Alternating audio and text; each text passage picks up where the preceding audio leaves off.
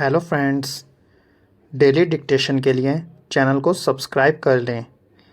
यह dictation 5 second बाद शुरू होगी।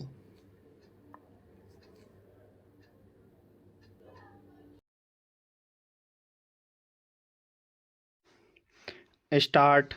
इस कहावत में एक और महत्वपूर्ण संदेश छिपा है कि शिक्षा का अधिकार सभी के लिए है, लेकिन इसे प्राप्त करने के लिए प्रयास करना आवश्यक है।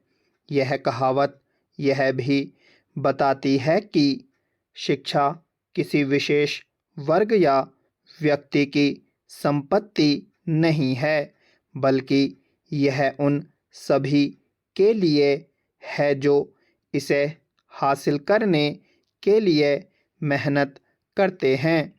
जो व्यक्ति शिक्षा के महत्व को समझता है और इसे प्राप्त करता है, वह समाज में एक महत्वपूर्ण स्थान प्राप्त करता है और दूसरों के लिए प्रेरणा बनता है।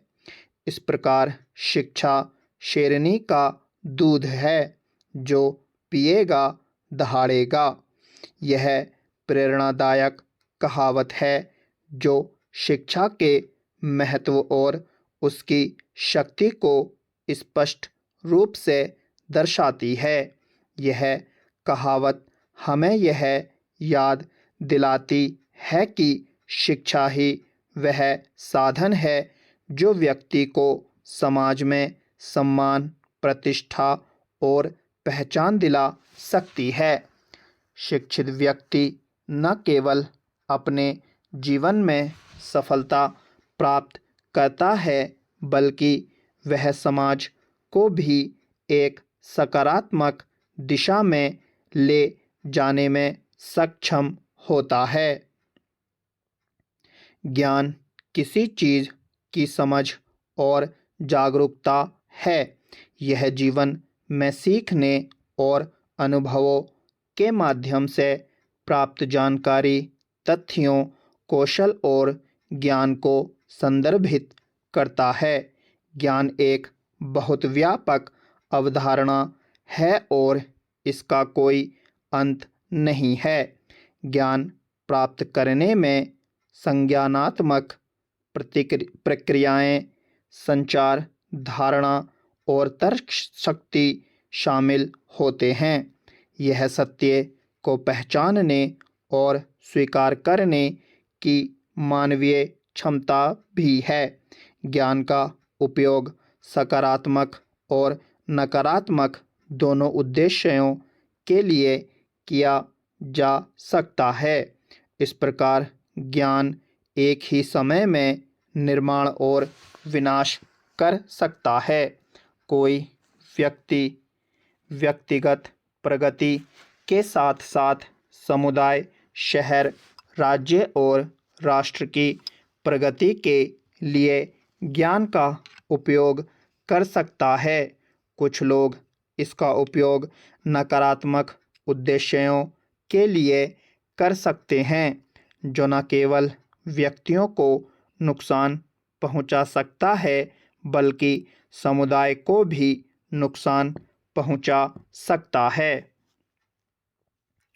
पूर्वोत्तर राज्यों में उग्रवाद की समस्या से निपटने के लिए आर्थिक विकास का दीर्घकालीन कार्यक्रम बनाने का विचार स्वागत योग्य है।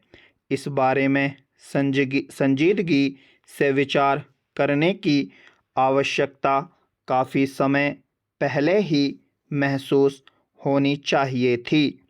यह दावा किया जा सकता है कि पूर्वोत्तर राज्यों में उग्रवादी गतिविधियां पहले से कम हैं और बहुत से क्षेत्र जो पहले उग्रवादियों की हिंसा से त्रस्त थे, अब सामान्य स्थिति की ओर बढ़ चले हैं।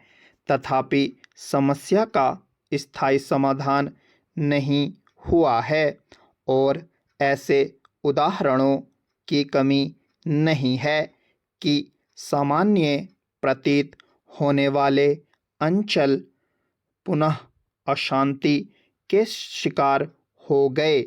यह तो माना ही नहीं जा सकता है असम में समस्या खत्म हो गई है। वहाँ से आए दिन हत्याओं और नए मुद्दों की खबरें आती हैं। स्टॉप।